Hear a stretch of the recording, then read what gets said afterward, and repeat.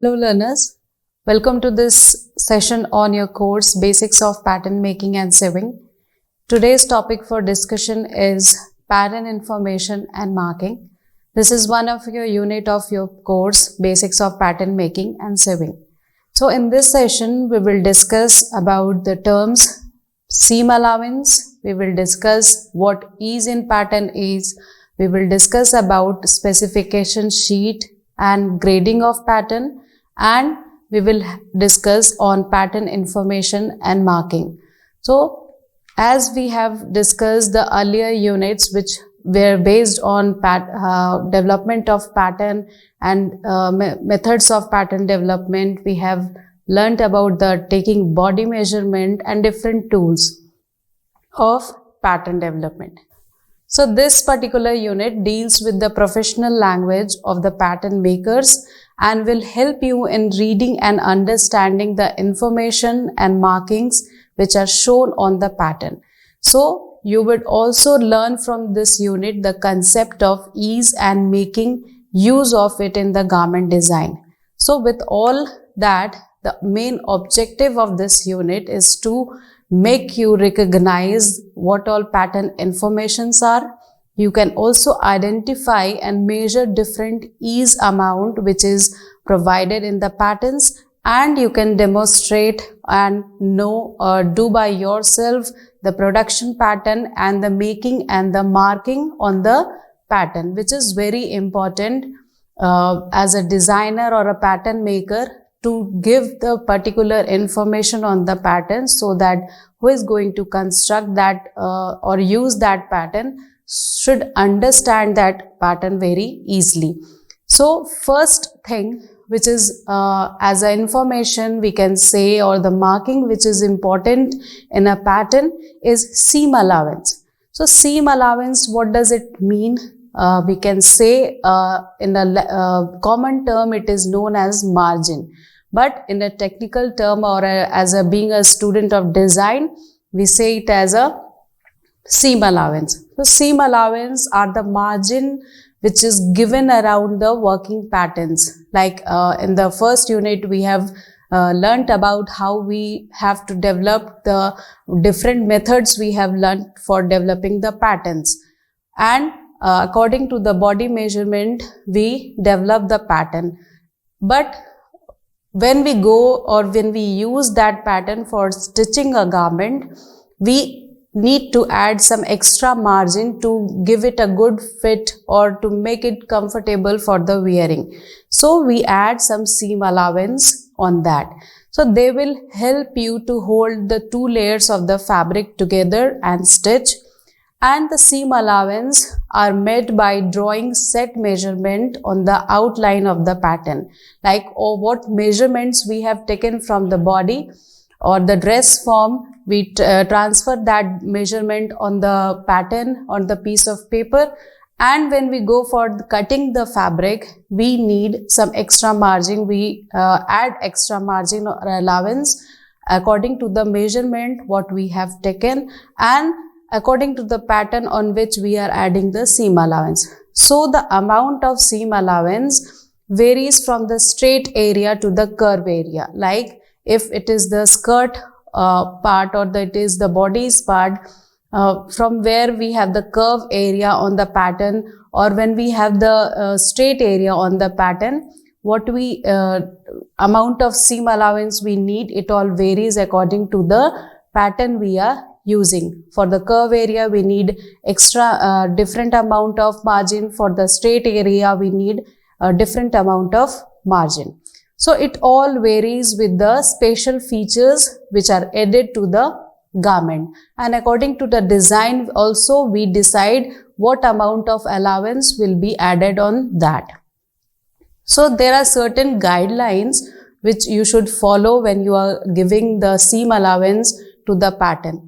First, for the straight seam streamline, a standard seam allowance which is recommended is that it should be 1.5 centimeter should be given on the straight seam lines, and we should give 1 centimeter of seam allowance in the curve area. From the picture you can see and understand what curve area and what the straight area means. So we give 1 centimeter of seam allowance in the curve area, like the armholes, neckline and the waist part. But when we do the hemming or the hem part of the garment or the pattern, hem allowance can vary from 0.5 centimeter to the 6 centimeter, which totally depends on the style and the look of the design we want. So normally on the straight skirts or the kurtis which we make, on the hem part of that particular pattern, we use the allowance of 4 to 6 centimeter wide. So this is how you can see the amount of allowance varies from straight area to the curve area and also on the hemming part of the pattern. So a broader hem is able to hold the width of a garment better and provides a stability to the pattern. So that's why we need some extra margin on the hem area of the pattern. So for the for the flared or the circular part of the gathered skirt, if we are making, hem allowance is minimum to 0.5 centimeter because it is circular, and if we add extra allowance it will become bulky. So this is due to the curve hemline which is there on this type of pattern we are developing. We need some not that much allowance. We need little allowance on that, or the minimum allowance on that patterns. Then for the skirts and the anarkali kurtas or the lehenga, which are made, generally we make it from a fabric which are heavyweight. So when the fabric is heavyweight, the hemline needs to be finished with a separate facing to provide stability to the garment. Like if you when you will start constructing a garment, you will experience that when we use a heavyweight fabric for constructing a garment, we need some extra facing to finish the lines or that particular part of the pattern. So we need some extra allowance to make it finished. So this also ensures that the hemline is able to hold the weight of the garment. Because the fabric is very weighted, we need extra facing to finish the lines of the garment, and seam allowance of 1 centimeter is required to attach the facing. So we give allowance of 1 centimeter on that, so that the finishing is very perfect.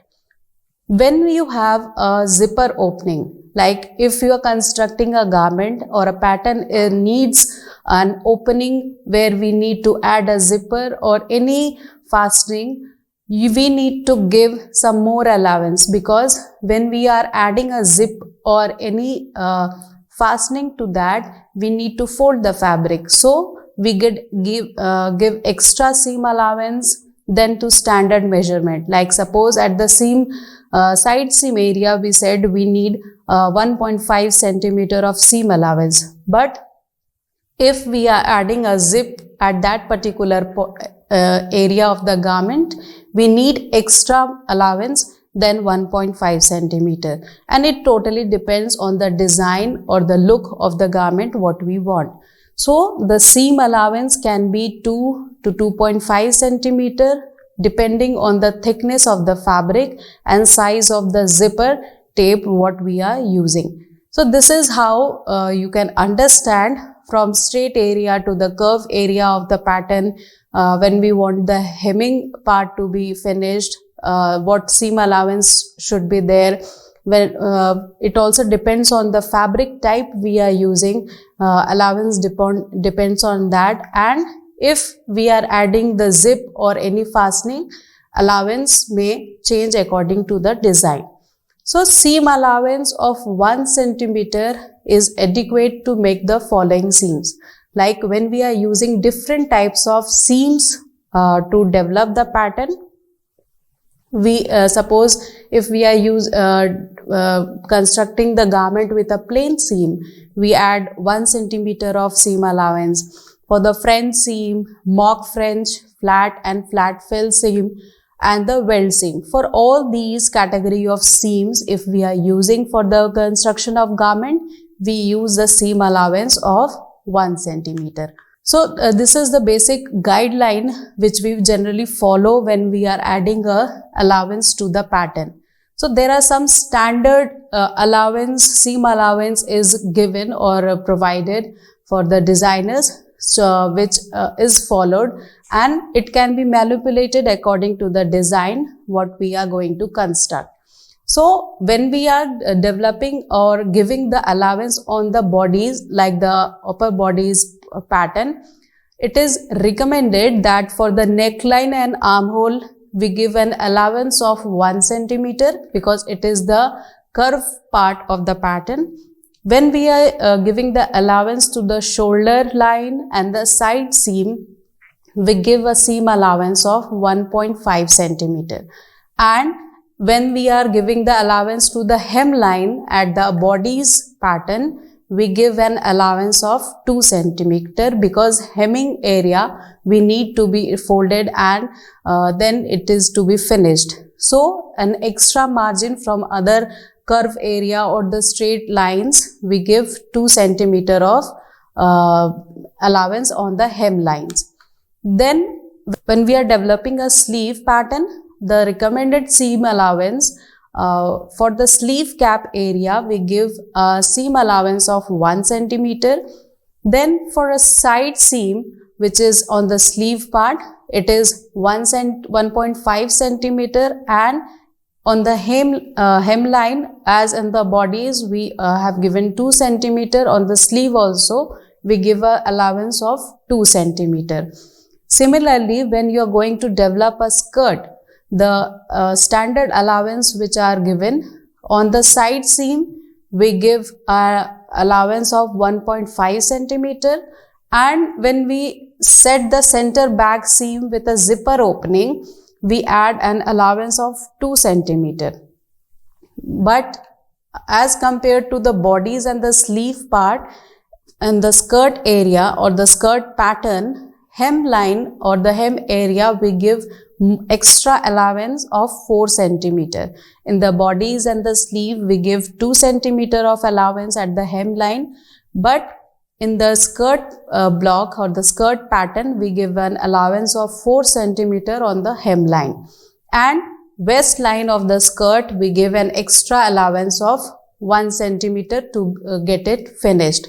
So these are some of the standard allowance which is recommended, but you can use or you can add extra allowance according to the design or the fit of the garment or the style of the garment. It is totally okay. Then after we have given or adjusted the seam allowance on the pattern, it is very important to make it true. So truing of seam allowance after giving the allowance on the pattern is very important. So seam allowance once drawn need to be trued, because if it is not perfect, the fit of the garment will not be okay. So truing is important at the beginning and the end of the side seam and the shoulder seam, what we are using on the pattern. So true a seam, side seam fold the seam allowance to the garment and run tracing wheel at the armhole, like what line we have drawn, that this is the seam allowance we need. The distance between the cutting line and the stitching line, we say it as a seam allowance. So it should be trued so that or marked very perfectly so that it is very much visible. Once the final pattern are made, it is not necessary to have stitching line marked on it. Once we have developed the final pattern, we do not need, because it is with the extra allowance. Moreover, in the production, it is not possible to mark seam lines on all the layers of cutting. For that, we do the marking. Notches comes handy. Like if suppose we have developed a pattern with all the necessary changes, markings, seam allowance and everything, but if we want the pattern to be cut in bulk, So we cannot mark that line on every pattern. So in that case, we use the notching process or making symbols on the every pattern. So it becomes very easy to understand, because we cannot make a line or draw the marking on every pattern, then we can cut. So we put the final pattern, and according to that we make the notches on other patterns which is need to be cut. Then seam allowance, notches and balance notches. Seam allowance, we have discussed that extra margin which we give on the pattern. It is seam allowance. How we give, we have discussed the guidelines. Then there are two important informations we can say we draw with the symbol. It is notches and balance notches. So once the final pattern are made, it is not necessary to have the stitching line marked on it. So moreover, in the production, it is not possible to mark the seam line on all the layers of cutting. Marking notches becomes very easy on that particular time. So notches are some V shape of cut. So you can see in the picture and understand on the pattern that a symbol of V is made. That it is fabric is cut in a V shape. A notcher tool is there which is used to make that mark on the pattern. So it is a V shape cut given on the outline of the block to designate the width of seam allowance, what margin or what is the width of the allowance we are giving in respective areas, whether it is the side seam or whether it is the shoulder area or the neckline or armhole. So we make a V-shaped cut on that particular area which shows the width of the seam allowance. Suppose in the picture you can see and understand which indicates the seam width at the side seam.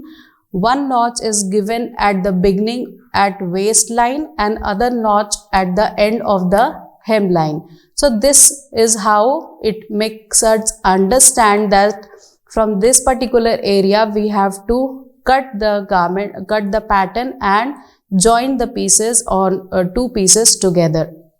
So this is becomes very easy for a maker also and person who is going to cut the pattern to understand that from this particular point we have to cut the pattern. Then the balance notches are given to match various pattern pieces of a garment while we are going to stitch. So, or if we have two pieces, suppose we have the front and the back, and we have to make it very marking line from this point to this point, we have to join the fabric. At that particular time we use the balance notches which make it very easy to understand. So they are marked they are marked on longer side seam that of the dresses which are very straight in the cut, where it is important to match the front and back side seam at the waist or the hip level. Suppose we are making a long dress where we have the front and the back portion which is very similar. So we have to make a proper symbol to from where the fabric will be joined. So it is important to join various panels of the garment at the right places. In that we use the symbol or the information which is said as the balance notches. So in the picture you can see and understand that the front and the back of a dress block with a seam allowance notches is symboled. Notice the additional notch at the waist and the hip level, because at the waist and hip level we have given extra notches. So these are the important to join the garment at the right places. These were very easy for the patterns which are in a straight cut. But suppose if you are having a asymmetrical design with lots of curve line and they need to be joined, what we will do in such designs, it is important to indicate extra notches for the correct joining. So in the picture you can see that the upper body's pattern or design is there in which different curve lines are there. on the front part. But how we will join, or front or back both, how we will join? We will give extra notches on the pattern. Suppose we on the side seam we are giving 1 or 2, but if the design is asymmetrical and there are lots of curve, we can give 4 or 5 notches on both the patterns, so that it is very much clear that from this point we have to join the patterns. So this is how you can use the symbols, notching and the balance notches on the pattern to make it easily understand. Then apart from this, we use one symbol that is said as drill holes. Drill holes, apart from seam allowance and the balance notches, it is very important to do the drill holes, especially on the dart points. Suppose on the bodies we have the side seam dart or the waist dart, and when we are transferring the pattern on the fabric, how we will mark the dart points? For that we use the drill holes. So this can be done with the awl. That is one of the tool we have discussed for the marking, especially when we are developing the darts or the pocket, button placement or the trims. We use the awl tool, which is used for the pattern, or any thick pin you can use to mark. Suppose it is a dart, which is in the triangle shape, we can mark it with a thick pin so that it is visible on every pattern. So the hole should be big enough to allow the marking on the fabric. So the hole which we are making should be that big that it is visible on the pattern and marking is very visible. Then apart from these, we use the ease in patterns. Ease in pattern means the basic blocks which we have can be adopted to create various fits. So some basic blocks can be used to create a close or a semi-fit or a loose fit on the pattern on the body. So increasing and decreasing the amount of ease in the pattern can be changed the fit of the pattern. Like if we have developed a pattern with a standard body measurement and we want to change it on with another size, we can increase or decrease to have the change in the fit of the pattern. So therefore it is very important to establish a desired look before starting the pattern. What style or what design we have, we add the ease according to that particular design. So it is equally important to not confuse between the ease fit garment and a bigger size, because ease fit, if we are, suppose we have developed a pattern of a 32 size, we give some amount of ease to make the garment comfortable on the body. But bigger size means if we have the pattern of 32 and we change it to 34, it is the bigger size. So ease in pattern is different and bigger size is different. So bigger size will have the loose at areas, it will not be appropriate on the body shape. So it is very important to understand the difference between the bigger size and ease in the pattern. Then one more important information or the document we develop in the designing is said as the specification sheet, which is very important. Being a designer or a pattern maker, you should know this. So specification sheet is a document sheet indicating all design details and specification which specifies the stitching details to the minutest area. Suppose you are a designer, your work is to develop a design, your work is to develop a pattern, and when the pattern is given to the production department, they cut the garment, cut the fabric to construct the garment. So your work is to specify all the details on the pattern and prepare a specification sheet so that the person who is going to cut the pattern understands all the details very perfectly. So the sheet which we are developing, specification sheet, are important for a designer to specify all the details to the production department. So what all informations is included or compiled in the specification sheet is, first there should be the sample of fabrics in the right color. Like we have developed a design and pattern, and according to the design we finalize what fabric will be used. So sample of fabric in the right color, which color, specify which color is needed for the construction of the garment. We have the sample of that fabric of the right color. Then sample of trims and accessories with indications of their placement on the garment is mentioned on the specification sheet, like which type of trims we need, the laces, we need the braids, what we need for the design and where it will be placed, all that is mentioned on the specification sheet. Flat sketch of the garment with front and back view is placed so that the person who is cutting can also understand the design. Front and back view should be there. Measurement of the ready garment with all the extra ease and margins is written on the specification sheet. Opening of in the garment, whether it will be the front opening, whether or back opening or the side opening, it is mentioned. Stitching thread quality, what quality of thread you need for the construction of garment, you should mention on that. Size of stitch is very important to be mentioned. Seam to be used, whether you want the garment to be stitched in plain seam, any area need to be finished with the French seam or any other seam, you should mention. And if any other details is there, it should be written very correctly. So these all details are included in a specification sheet, and in the image you can see this is how layout of a specification sheet look like.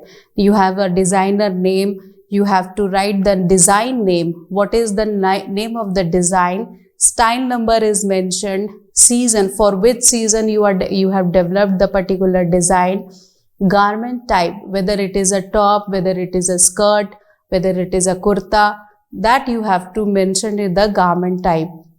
Then we have the fabric swatches, like if the garment to be made with two fabrics, fabric 1, fabric 2, you have to place the swatches of that particular fabric, sample of the fabric, name of the fabric, whether it is the cotton or the muslin or the cambric, what fabric you need, construction, whether it is made of the plain weave or the twill weave. So all these trims and accessories, what you need, hook, zip, fastening, everything is mentioned in this form of specification sheet. So when you are designing a specification sheet, developing, at the final stage, this should look like this, like the garment specification sheet. It has the sketch of the garment design on the front and the back view, measurement is written, fabric swatch is there, every construction detail, fabric detail is given, and at last you give the remark that you need extra interlocking is on the garment of that particular area, fold on that particular area is needed. All that is mentioned in the remark area. So this is very important, being a designer, that you should learn how we have to develop the specification sheet. Then we have the grading. Grading is a term which we use for a symmetrical increase or decrease of the pattern size. So this is done to achieve the pattern in the number of sizes. Like if we are it is not easy to, for every body measurement we develop different patterns. So what we do, we develop a basic pattern or the basic sloper with a standard size, and we do the grading of that particular pattern. So if you have created a pattern for a medium size and you want to create a small or a large size, we need not to make pattern blocks again. but we can have a symmetric method of enlargement and reduction. You can create various sizes. So this is, we do the grading according to the size we want. So grading is done using the standard set of measurements. The purpose of pattern grading is to develop range of sizes from design samples what we want, size while preserving the following qualities. We should not lose the shape and fit of the garment or the pattern. Aesthetic appearance, whether the balance proportion of the style details should not be destroyed. So keeping these two things in mind, we can do the grading of the pattern.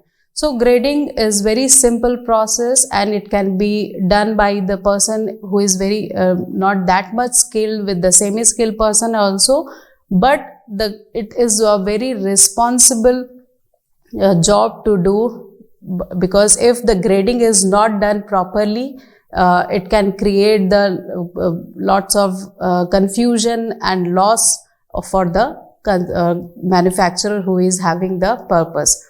So this is how we do the grading of a pattern. We have developed of a standard size. We can minimize and maximize the size having that particular standard pattern what we have. Then there are some pattern informations. We write the pattern informations in two ways, whether it can be written information and it can be in the symbols. So written informations can be the name of the garment, name of the pattern pieces, whether it is the front piece or the back piece. We write it front or back. We write the size number 32, 34 or 36. We write the center front or center back, style number or code number, we write it, and number of pieces to be cut. Then apart from these, we have some information which are marked, or we use symbol to identify. So first is we do have the size selection line, which is drawn with the arrow. We have the cutting lines, which is drawn with the dotted lines. We have the sewing lines, arrows, bust point. All these are marked with the symbols. So learners, in this session we discussed about the seam allowance and the ease in pattern.